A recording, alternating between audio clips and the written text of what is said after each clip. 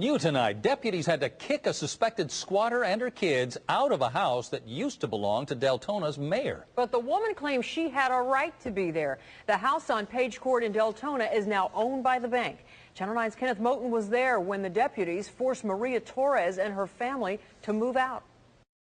As bizarre as it sounds, Maria Torres simply moved into this 3,900 square foot home without going through a realtor or bank and called it her own. Maria, were you squatting in this home?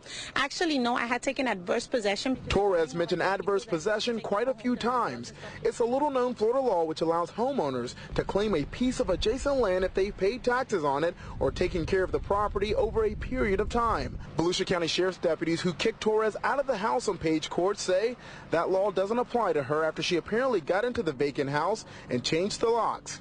It's the people that don't have a home that are being taken for suckers with these banks and these realtors. Here's another twist. This spacious lakefront home used to belong to Deltona Mayor Dennis Mulder. During the housing crisis in 2008, he told us he paid the bank to take the deed back.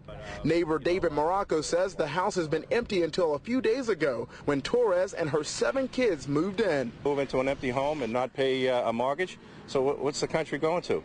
I mean, this is crazy. This evening, a deputy snapped Torres' picture and hit her with trespassing. A stunned Donna Jacobs, who took the correct legal steps to own this home, is just days away from closing. I'm a little more nervous now, I guess, about the neighborhood, just knowing that people have decided they can just come in and live in the house. That was Kenneth Moten reporting. Torres, who is now facing burglary charges, says she was inspired by a movement called Take Back the Land. That group's website says it supports what it calls an effort to liberate foreclosed houses and allow those without homes to move in. We looked into Florida's adverse possession law, and typically residents in rural areas apply for it through the property appraiser's office. This year, a House bill related to the law died in committee. The bill would have forced property appraisers to notify an owner when someone else applied to take over their land.